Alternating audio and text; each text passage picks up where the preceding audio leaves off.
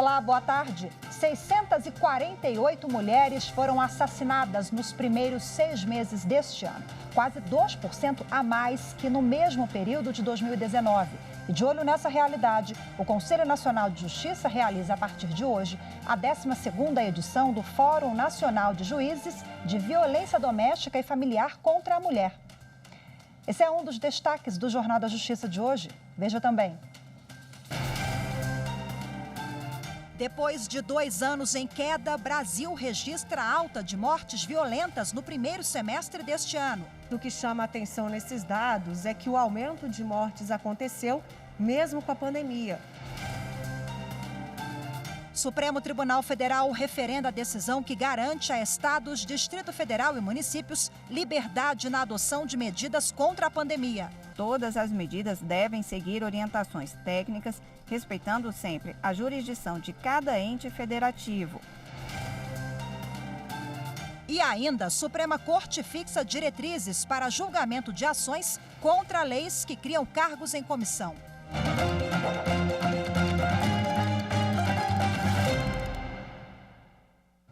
Em sessão virtual, o plenário do Supremo Tribunal Federal confirmou decisão liminar do ministro Alexandre de Moraes, que garantiu autonomia a estados, Distrito Federal e municípios para adotar medidas de enfrentamento à pandemia.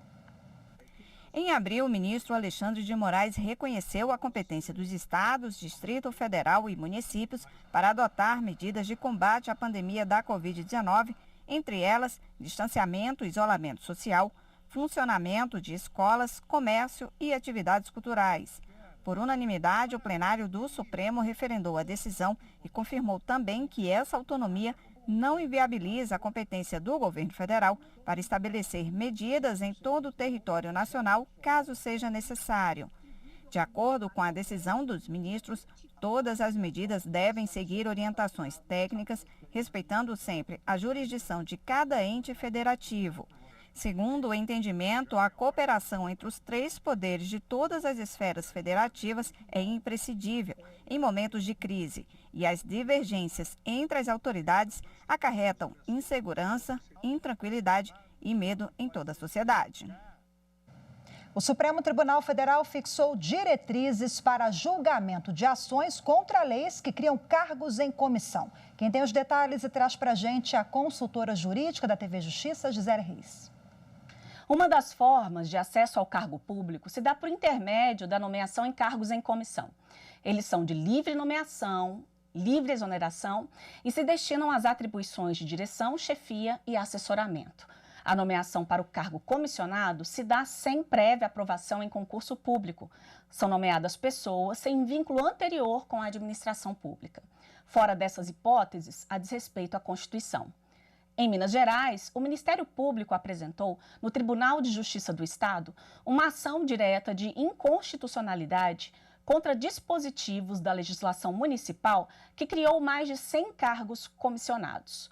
A alegação é que houve desrespeito à Constituição do Estado na criação destes cargos para o exercício de atribuições técnicas e burocráticas que não requerem vínculo de confiança. O Tribunal de Justiça entendeu que a análise das atribuições dos cargos criados pelas leis municipais não poderia ser feita na ação apresentada pelo Ministério Público. Daí, o Ministério Público recorreu dessa decisão e o Supremo Tribunal Federal, por decisão majoritária no plenário virtual, firmou o entendimento de que esse tipo de análise pode sim ser feita no âmbito do julgamento de ação direta de inconstitucionalidade. Prevaleceu o voto do ministro Alexandre de Moraes. O plenário virtual decidiu que, além da necessidade de se pronunciar sobre a razoabilidade quanto à criação dos cargos em comissão, o tribunal também deve avaliar a constitucionalidade dos cargos a partir do exame de suas atribuições, mas não está obrigado a se pronunciar sobre a constitucionalidade de cada cargo criado individualmente. Esse entendimento deverá ser aplicado por todos os 27 tribunais brasileiros no julgamento de ações semelhantes. O ministro Edson Fachin, do Supremo Tribunal Federal, julgou inviável pedido de liberdade dos irmãos German e José Efromovic, presos na Operação Navegar é Preciso. Os 2 cumprem prisão domiciliar por fazerem parte do grupo de risco da Covid-19. a defesa dos réus pedia que os irmãos respondessem em liberdade à acusação de lavagem de dinheiro e corrupção. Segundo Fachin, por enquanto, o STF não pode decidir o caso, porque o Superior Tribunal de Justiça, embora tenha negado o pedido de liminar, ainda não finalizou o julgamento do habeas corpus, que foi apresentado pela defesa com o mesmo pedido. Esclareceu também que os advogados ainda podem recorrer da decisão liminar do Superior Tribunal de Justiça. Para justificar os pedidos de liberdade no Supremo, a defesa alegou que não há provas de movimentação de valores ilícitos em contas no exterior. Ressaltou ainda que não há risco de fuga porque os passaportes estão com a Polícia Federal. Os irmãos Efromovitch são proprietários da Companhia Aérea Avianca e donos de um estaleiro que fica na Ilha do Governador, no Rio de Janeiro. De acordo com a delação do ex-diretor da Transpetro, Sérgio Machado, os irmãos Efromovitch teriam pago propina para assinar contrato com a subsidiária da Petrobras para a construção de navios. Ainda de acordo com a delação, os pagamentos indevidos eram feitos em contas no exterior e teria causado um prejuízo de cerca de 650 milhões de reais aos cofres públicos. A 13ª Vara Federal de Curitiba determinou a prisão dos réus porque os valores supostamente obtidos de forma ilícita ainda não foram recuperados e a liberdade dos irmãos poderia dificultar ainda mais a localização do dinheiro. Um ex-operador de empilhadeira de uma empresa de São Bernardo do Campo, em São Paulo, vai receber adicional de periculosidade. A 8ª turma do Tribunal Superior do Trabalho entendeu que o empregado estava exposto a risco acentuado ao fazer a troca de botijão de gás da máquina. O empregado sustentou que dirigia a empilhadeira e trocava os botijões de gás 1 ou 2 vezes ao dia. E durante a operação, o gás escapava com risco de explosão. Segundo ele, era comum ver funcionários fumando no pátio. A empresa argumentou que o laudo da perícia, que havia desconsiderado o risco, não havia sido impugnado pela defesa do empregado. O laudo descreveu que o abastecimento de empilhadeiras consistia na mera troca de um botijão vazio por um cheio. Com base no laudo, o Tribunal Regional do Trabalho da 2ª Região concluiu que o tempo de exposição ao risco era reduzido, que o volume individual do botijão era baixo e que o local de armazenamento ficava em área externa e manteve a sentença que havia negado o direito ao adicional. Na 8ª turma do TST, a relatora do recurso de revista do operador, ministra Dora Maria da Costa, entendeu que nas operações de abastecimento de empilhadeira, por meio da troca de cilindros de gás liquefeito de petróleo, conhecido como gás GLP, a exposição diária e habitual a agente inflamável em condições de risco acentuado, ainda que por apenas 5 minutos, dá direito ao pagamento do adicional de periculosidade, uma vez que não se configura o tempo extremamente reduzido, mas contato intermitente. A decisão foi unânime. E você vai ver a seguir um bate-papo sobre o Fórum Nacional de Juízes de Violência Doméstica e Familiar contra a Mulher. Esse fórum começa hoje, eu volto em instantes, não sai daí.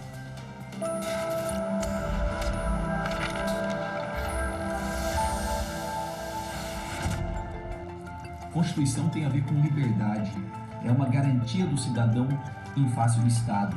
Por isso, é a lei mais importante do país. Todas as demais leis, sejam federais, estaduais ou municipais, devem obediência à Constituição. Precisamos conhecer bem a nossa Constituição.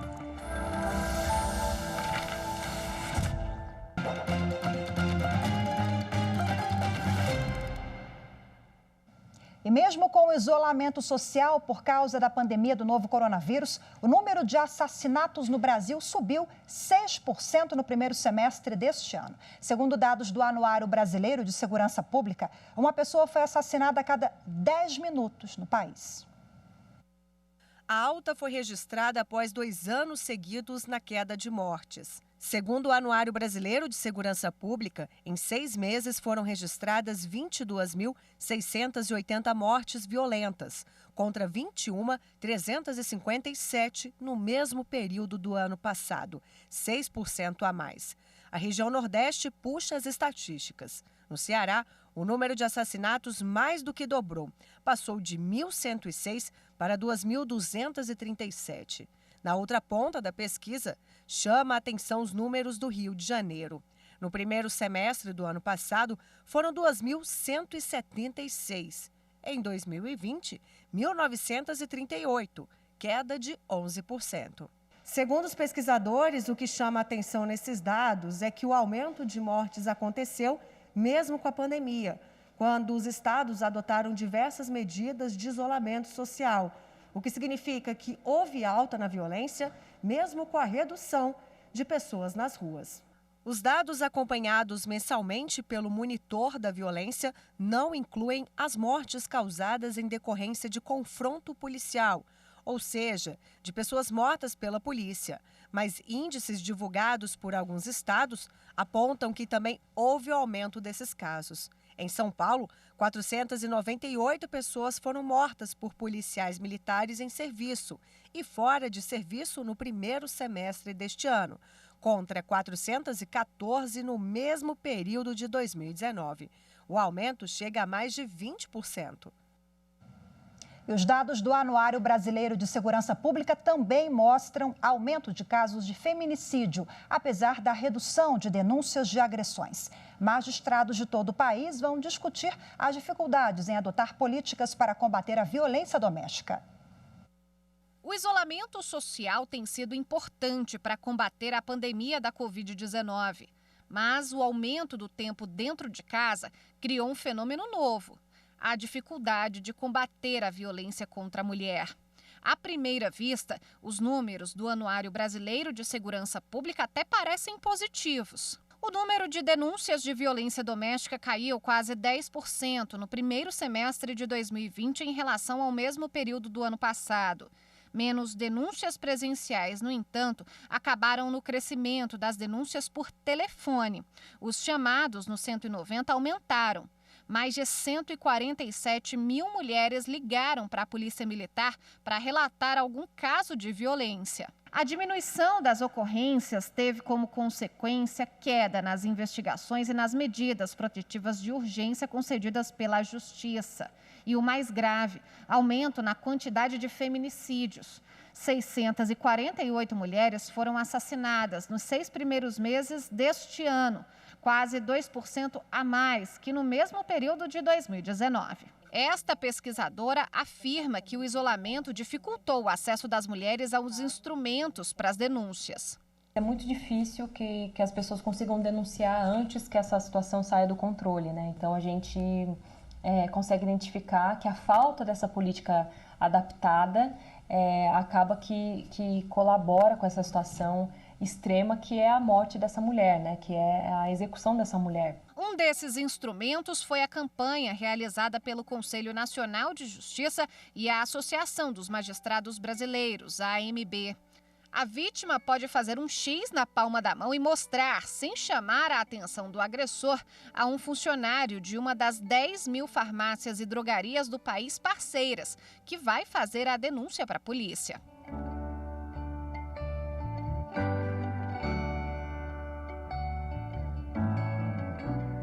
A partir de hoje, o CNJ também vai realizar online a 12ª edição do Fórum Nacional de Juízes de Violência Doméstica e Familiar contra a Mulher. Participantes do encontro vão debater as dificuldades encontradas no judiciário para combater agressões e discriminação de gênero e os desafios no enfrentamento durante a pandemia. E para falar mais sobre o assunto, eu converso agora com a presidente do Fonavide 2020, juíza do Tribunal de Justiça de Mato Grosso do Sul, a doutora Jaqueline Machado. Seja bem-vinda, muito obrigada pela disponibilidade de conversar conosco, doutora. Obrigada, boa tarde, eu que agradeço. Bom, nós acompanhamos na reportagem agora que, infelizmente, esse número aumentou na pandemia e eu imagino que também para o Poder Judiciário, para o Ministério Público, deve estar sendo um desafio ainda maior em fazer com que as mulheres denunciem. As mulheres ficam ali sozinhas com os agressores e nem sempre conseguem buscar os canais adequados. Daí o Fórum veio, então, no momento oportuno, né, para debater essa questão, doutora? Sim, na verdade, todos os anos nós realizamos o Fórum Nacional de Juízas e Juízes de Violência Doméstica. Nesse ano, especificamente, nós estamos realizando junto também com a 17ª e 18ª Semana da Justiça pela Paz em Casa, do Conselho Nacional de Justiça, porque em razão da pandemia foi impossível fazer da forma como era feita antes, que eram através de mutirões. O tema desse ano, então, se refere a esses desafios no enfrentamento das duas pandemias do século XXI, né? Da Covid-19 e da violência de gênero, que nós consideramos uma pandemia, né?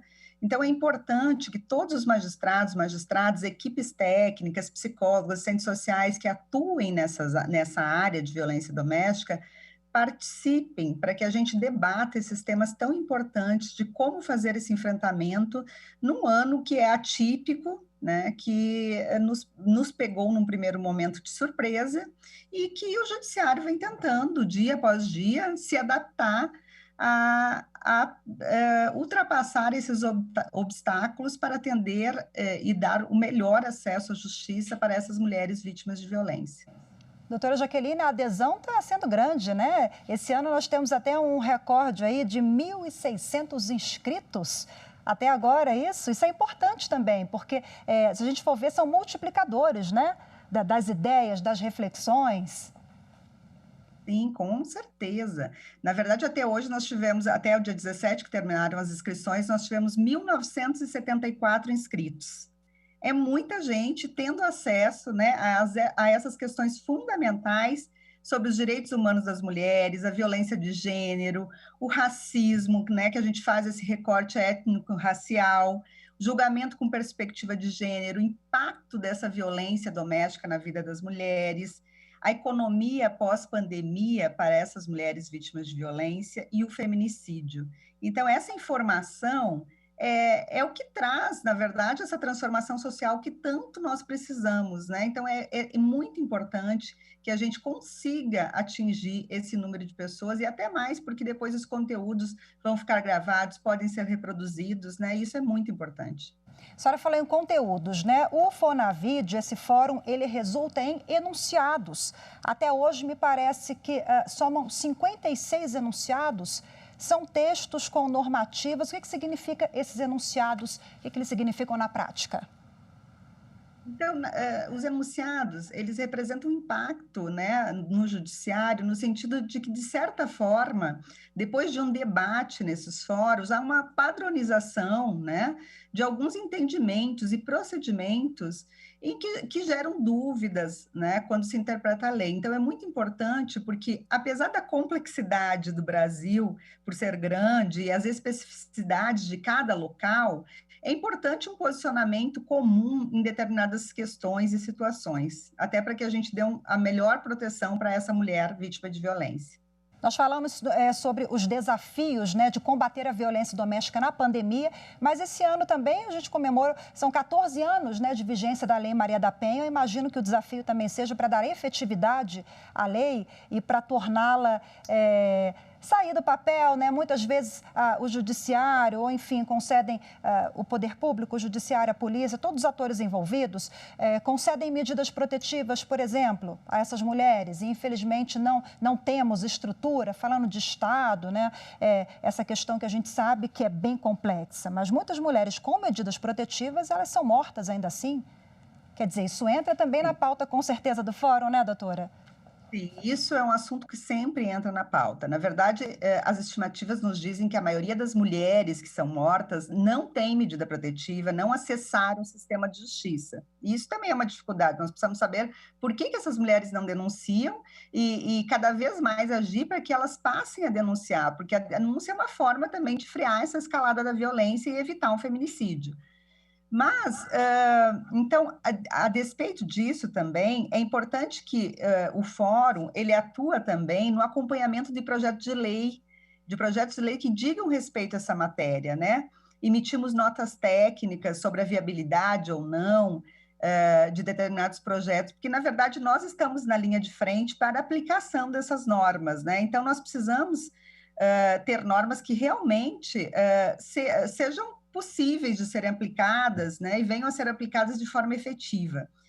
A Lei Maria da Penha é uma das 3 melhores legislações do mundo e existem muitos projetos de lei para modificá-la e ela precisa muito mais de uma implementação efetiva, né, por parte aí até do executivo, no sentido de dar estrutura, de termos estrutura, com mais delegacias da mulher, ou do judiciário com mais juizados de violência doméstica e familiar contra a mulher, do que de modificação, de alteração no seu texto. Então, nós precisamos realmente de uma implementação eficaz, efetiva dessa legislação que é tão boa e tão completa. Doutora Jaqueline, não faltam pautas, né? Certamente tem muita coisa aí para ser dita, muito debate, muita reflexão. Parabéns pela iniciativa, sucesso no fórum. Conversei ao vivo aqui com a juíza do Tribunal de Justiça lá do Mato Grosso do Sul, doutora Jaqueline Machado. Boa tarde para a senhora, obrigada. Boa tarde, obrigada. E você vai ver a seguir as notícias da Justiça Eleitoral sobre os preparativos das eleições municipais 2020. Até já.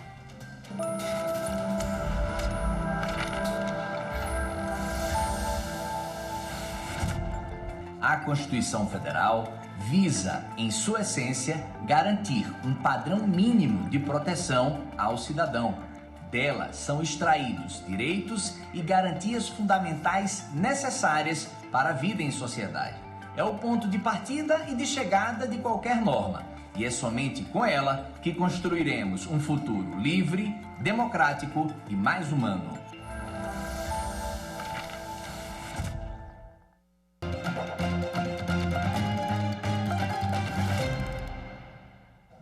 O Tribunal Superior Eleitoral realizou a cerimônia de assinatura digital e lacração dos programas do Sistema Eletrônico de Votação. Assinatura digital e lacração dos programas do Sistema Eletrônico de Votação. Sabe o que é? É uma forma da Justiça Eleitoral dar ainda mais segurança e transparência à urna eletrônica.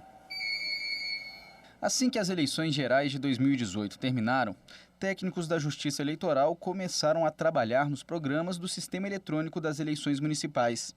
Entidades monitoraram o desenvolvimento do pacote tecnológico. São 94 sistemas desenvolvidos, em torno de 15 milhões de linhas de programação que são gerados, que são submetidos a pelo menos 30 tipos de testes simulados, inclusive submetidos aos testes públicos de segurança, que chegam agora numa fase final de entrega, efetivamente, da solução tecnológica que vai desde o registro do eleitor até a divulgação dos resultados, passando inclusive pelo ecossistema da urna eletrônica. Em outubro, os programas foram compilados. Em uma cerimônia, o presidente do TSE, ministro Luiz Roberto Barroso, e outras autoridades assinaram digitalmente os sistemas, que também foram lacrados. A Justiça Eleitoral reafirma o seu profundo compromisso com a segurança da votação, o sigilo do voto, bem como com a transparência e abertura de todas as etapas da organização do pleito à fiscalização da sociedade. Os sistemas foram guardados na sala-cofre do Tribunal Superior Eleitoral. Agora ficam disponíveis para serem consultados a qualquer momento. Agora você acompanha uma reportagem que mostra uma ação do Outubro Rosa. Colaboradores do Conselho da Justiça Federal participam de consultas para a prevenção do câncer de mama. O presidente do Superior Tribunal de Justiça e do Conselho da Justiça Federal, Humberto Martins, lançou uma extensão do Programa de Qualidade de Vida da Justiça Federal. A iniciativa faz parte das programações voltadas à prevenção ao câncer de mama, realizada pela Secretaria de Gestão de Pessoas do Conselho. O CJF vai oferecer consulta ginecológica de graça para colaboradoras terceirizadas. Todos têm direito à saúde. Em primeiro lugar, a vida. A vida é um direito de todos e a saúde é um dever. Que dever? Dever do Estado. E nós que fazemos o Conselho da Justiça Federal, nós que participamos do Superior Tribunal de Justiça, chamado Tribunal da Cidadania, a cidadania se faz com o exercício dos nossos direitos. E o direito da saúde é um direito consagrado constitucionalmente. Estamos dando apenas um pontapé inicial. Prevenir e, ao mesmo tempo, tratar. evitar com relação ao câncer de mama. O câncer de mama é o segundo câncer mais frequente que atinge as mulheres. E quando a gente fala em saúde, nós temos que dar esse benefício para todos os cidadãos. Então, quando surgiu a iniciativa de falar sobre câncer de mama, surgiu também a preocupação de dizer por que não atendermos primeiro o grupo mais vulnerável, aquele grupo que não tem um plano de saúde, aquele grupo que neste momento de pandemia tem mais dificuldades para acessar o SUS. Então, decidimos fazer uma campanha em que possamos orientar, em que possamos examinar e possamos encaminhar para tratamento, se necessário, as mulheres terceirizadas. As terceirizadas também, elas têm um valor muito grande, já estão integradas ao nosso serviço. Então, nós temos que ter olhos, naturalmente, não só para as servidoras, mas também para as terceirizadas. A Bárbara Aparecida é recepcionista da Secretaria-Geral do CJF e é a primeira vez que ela faz uma consulta para se prevenir contra o câncer de mama. Eu me vi inclinada a vir aqui e fazer essa consulta porque o que a gente mais recebe como informação é que o diagnóstico precoce é a nossa melhor arma contra o combate do câncer de mama. Então, depois de tantas informações que a gente recebe, eu me vi inclinada a vim pela primeira vez aqui fazer esse exame. Se for detectada alguma alteração durante a consulta, o médico encaminha a paciente para realizar exames complementares. Esse atendimento tem como finalidade, primeiro, alertar as funcionárias, na verdade as terceirizadas, da importância de fazer esse tipo de exame para prevenir esse câncer, né, que é o câncer mais comum, mais, vamos dizer assim, frequente no Brasil e um dos mais frequentes no mundo. Então, a primeira coisa que é importante salientar, contato com o médico que elas vão ter, né, um médico informando, vão examiná-las, vão tentar registrar, vai poder tentar detectar se tem alguma que precisa fazer algum exame posterior, mas principalmente em esclarecimento da necessidade de elas acompanharem isso com mais frequência e principalmente como elas podem evitar. E o Jornal da Justiça, primeira edição de hoje, fica por aqui. Uma excelente semana para todos nós. Muito obrigada pela companhia e até amanhã.